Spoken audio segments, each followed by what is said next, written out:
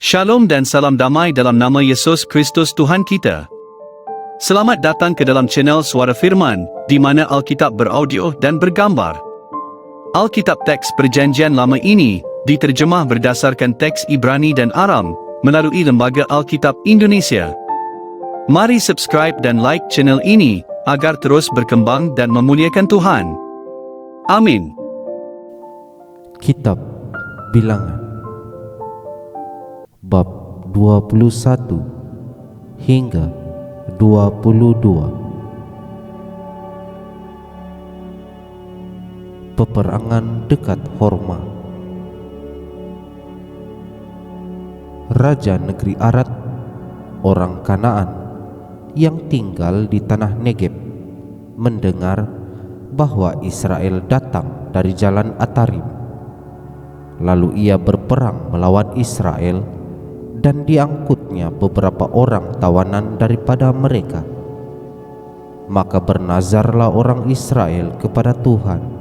Katanya, "Jika engkau serahkan bangsa ini sama sekali ke dalam tangan kami, kami akan menumpas kota-kota mereka sampai binasa." Tuhan mendengarkan permintaan orang Israel, lalu menyerahkan orang Kanaan itu. Kemudian orang-orang itu dan kota-kotanya ditumpas sampai binasa. Itulah sebabnya tempat itu dinamai Horma. Ular tembaga. Setelah mereka berangkat dari Gunung Hor, berjalanlah ke arah Laut Teberau untuk mengelilingi tanah Edom. Maka bangsa itu tidak dapat lagi menahan hati di tengah jalan. Lalu mereka berkata-kata melawan Allah dan Musa, "Mengapa kamu memimpin kami keluar dari Mesir, supaya kami mati di padang gurun ini? Sebab di sini tidak ada roti dan tidak ada air, dan akan makanan hambar ini kami telah muak." Lalu Tuhan menyuruh ular-ular tedung ke antara bangsa itu yang memagut mereka, sehingga banyak dari orang Israel yang mati. Kemudian datanglah bangsa itu mendapatkan Musa dan berkata, "Kami telah berdosa, sebab kami berkata-kata melawan Tuhan dan engkau. Berdoalah kepada Tuhan supaya dijauhkannya ular-ular ini daripada kami." Lalu Musa berdoa untuk bangsa itu. Maka berfirmanlah Tuhan kepada Musa, "Buatlah ular tedung dan taruhlah itu pada sebuah tiang. Maka setiap orang yang terpagut, jika ia melihatnya, akan tetap hidup." Lalu Musa membuat ular tembaga dan menaruhnya pada sebuah tiang. Maka jika seseorang dipagut ular dan ia memandang kepada ular tembaga itu, tetaplah ia hidup.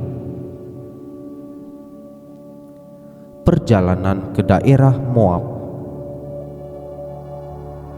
Kemudian berangkatlah orang Israel, lalu berkemah di Obot. Berangkatlah mereka dari Obot, lalu berkemah dekat reruntuhan di Abarim, di padang gurun yang di sebelah timur Moab. Dari situ berangkatlah mereka, lalu berkemah di lembah Zeret. Dari situ berangkatlah mereka, lalu berkemah di seberang sungai Arnon yang di padang gurun dan yang keluar dari daerah orang Amore, sebab sungai Arnon ialah batas Moab di antara orang Moab dan orang Amori.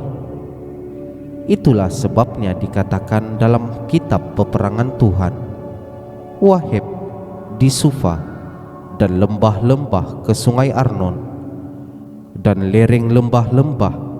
Lereng itu terbentang ke tempat di mana terletak kota Ar dan bersandar pada batas daerah Moab.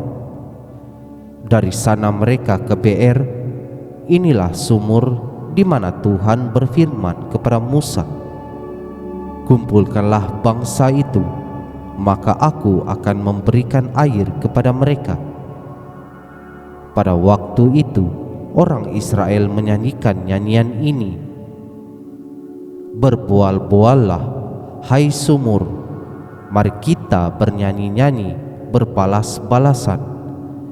Kerana sumur yang digali oleh raja-raja, yang dikorek oleh kaum bangsawan di antara bangsa itu dengan tongkat-tongkat kerajaan, dengan tongkat-tongkat mereka. Dan dari padang gurun mereka ke Matana, dari Matana ke Nahaliel, dari Nahaliel ke Bamot, dari Bamot ke lembah yang di daerah Moab dekat puncak gunung Pisga yang menghadap padang belantara." Peperangan melawan Sihon, Raja Heshbon. Kemudian orang Israel mengirim utusan kepada Sihon, raja orang Amori, dengan pesan, "Izinkanlah kami melalui negerimu. Kami tidak akan menyimpang masuk ke ladang-ladang dan kebun-kebun anggurmu. Kami tidak akan minum air sumurmu. Di jalan besar saja kami akan berjalan, sampai kami melalui batas daerahmu." Tetapi Sihon tidak mengizinkan orang Israel berjalan melalui daerahnya. Bahkan ia mengumpulkan seluruh laskarnya, lalu keluar ke padang gurun menghadapi orang Israel. Dan sesampainya di Yahas, berperanglah ia melawan orang Israel. Tetapi orang Israel mengalahkan dia dengan mata pedang dan menduduki negerinya dari sungai Arnon sampai ke sungai Yabok, sampai kepada Bani Amon, sebab batas daerah Bani Amon itu kuat. Dan orang Israel merebut segala kota itu, lalu menetaplah mereka di segala kota orang Amori, di Heshabon dan segala anak kotanya. Sebab Heshbon ialah kota kediaman Sihon, raja orang Amori. Raja ini tadinya berperang melawan raja Moab yang lalu dan merebut dari tangannya seluruh negerinya sampai ke sungai Arnon.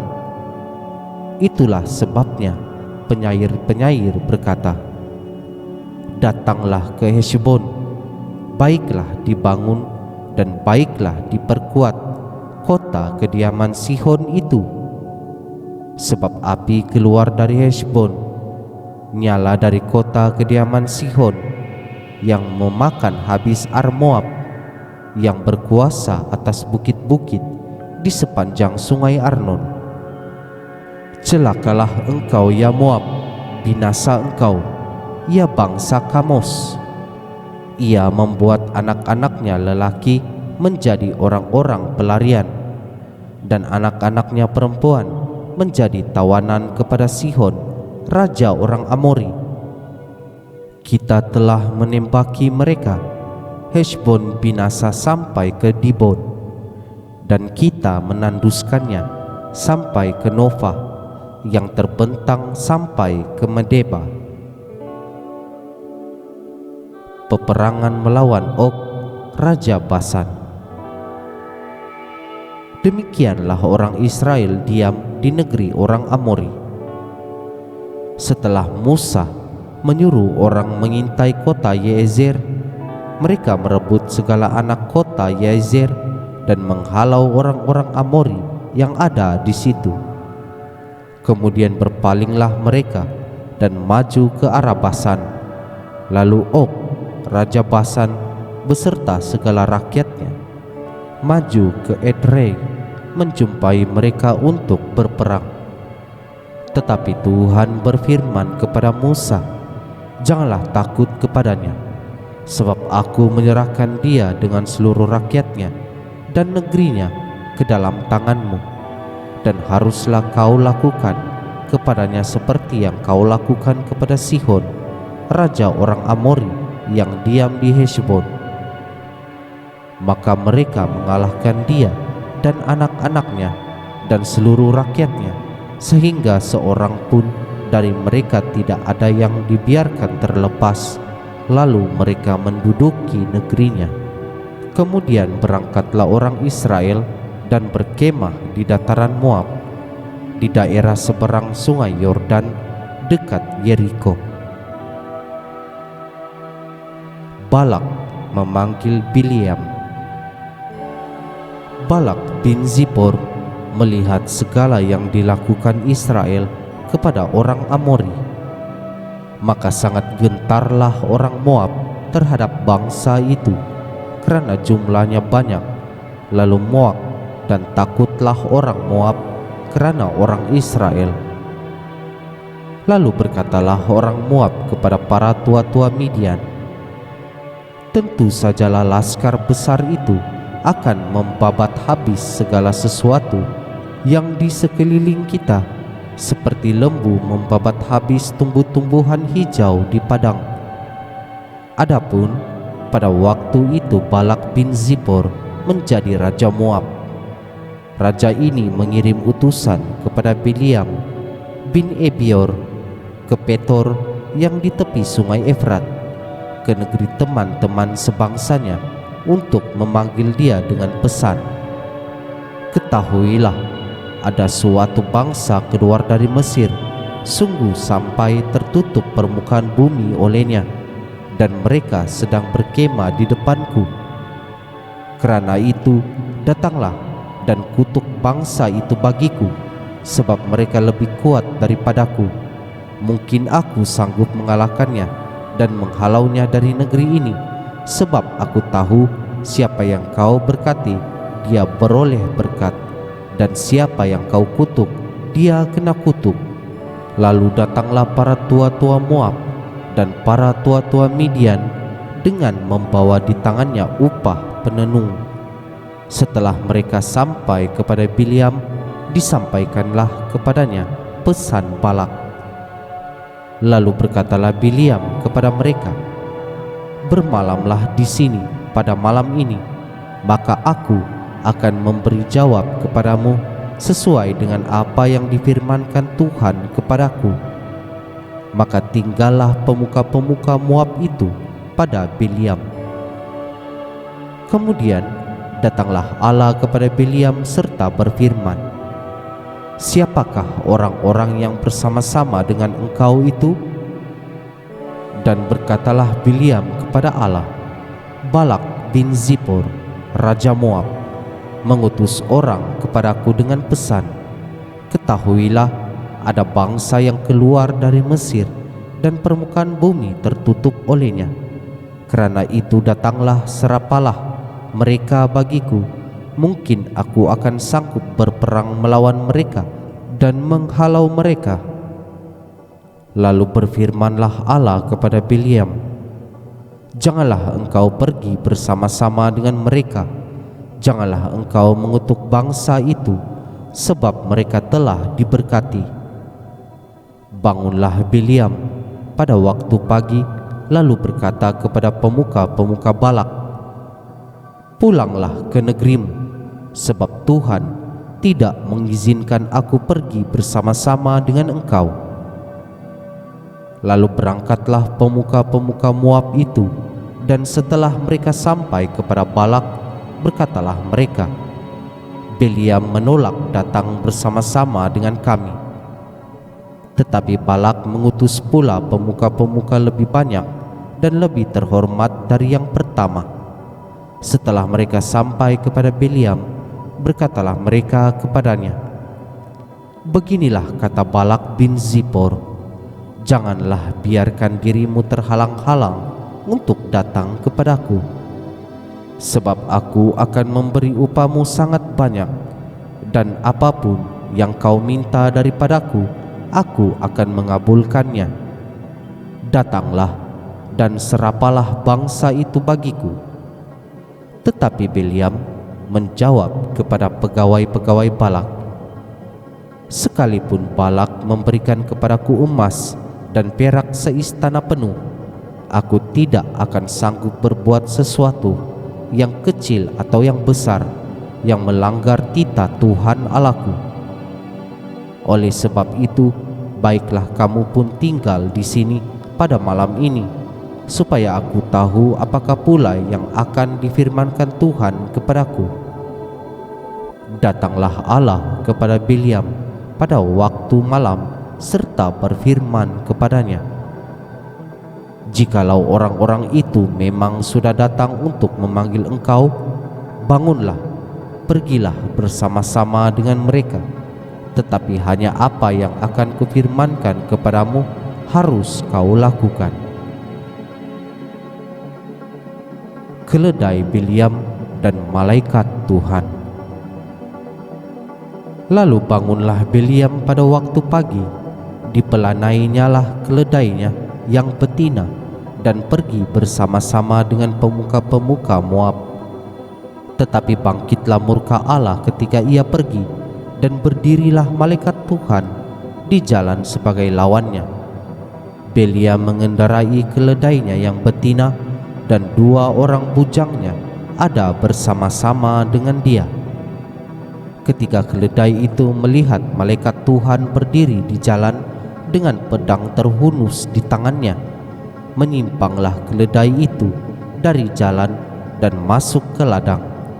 Maka Bileam memukul keledai itu untuk memalingkannya kembali ke jalan.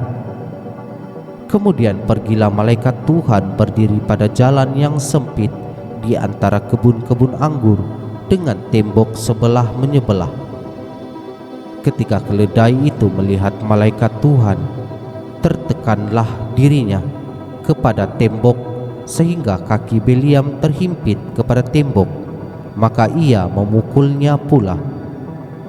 Berjalanlah pula malaikat Tuhan terus, dan berdirilah ia pada suatu tempat yang sempit, yang tidak ada jalan untuk menyimpang ke kanan atau ke kiri. Melihat malaikat Tuhan, meniaraplah keledai itu dengan Bileam masih di atasnya. Maka bangkitlah amarah Bileam, lalu dipukulnyalah keledai itu dengan tongkat.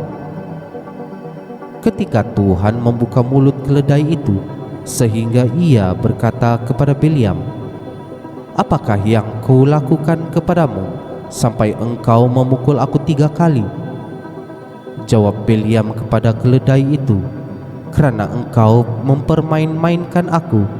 Seandainya ada pedang di tanganku, tentulah engkau kubunuh sekarang." Tetapi keledai itu berkata kepada Bileam, "Bukankah aku ini keledaimu yang kau tunggangi selama hidupmu sampai sekarang? Pernahkah aku berbuat demikian kepadamu?" Jawabnya, "Tidak." Kemudian Tuhan menyingkapkan mata Bileam. Dilihatnyalah malaikat Tuhan dengan pedang terhunus di tangannya, berdiri di jalan. Lalu berlututlah ia dan sujud. Berfirmanlah malaikat Tuhan kepadanya, "Apakah sebabnya engkau memukul keledaimu sampai 3 kali? Lihat, aku keluar sebagai lawanmu, sebab jalan ini pada pemandanganku menuju kepada kebinasaan." Ketika keledai ini melihat aku, telah 3 kali ia menyimpang dari hadapanku. Jika ia tidak menyimpang dari hadapanku, tentulah engkau yang kubunuh pada waktu itu juga, dan dia kubiarkan hidup. Lalu berkatalah Bileam kepada malaikat Tuhan, "Aku telah berdosa, karena aku tidak mengetahui bahwa engkau ini berdiri di jalan menentang aku. Maka sekarang, jika hal itu jahat di matamu, aku mau pulang." Tetapi malaikat Tuhan berfirman kepada Bileam, "Pergilah bersama-sama dengan orang-orang itu, tetapi hanyalah perkataan yang akan kukatakan kepadamu harus kau katakan."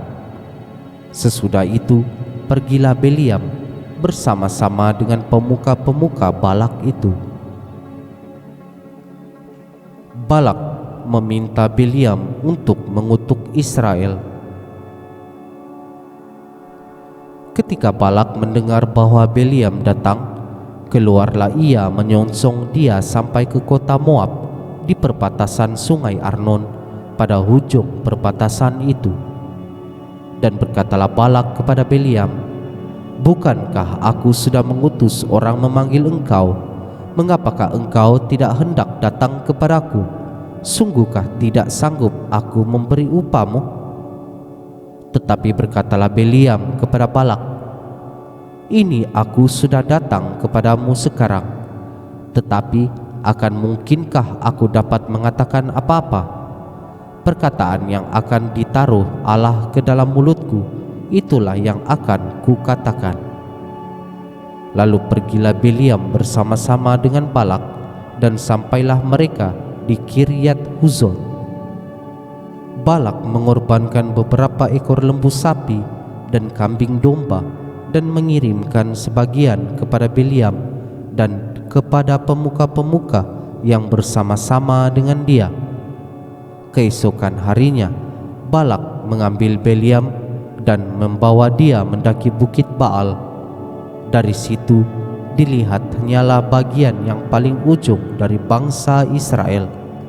Lalu berkatalah Beliam kepada Balak, "Dirikanlah bagiku di sini 7 mezbah, dan siapkanlah bagiku di sini 7 ekor lembu jantan dan 7 ekor domba jantan."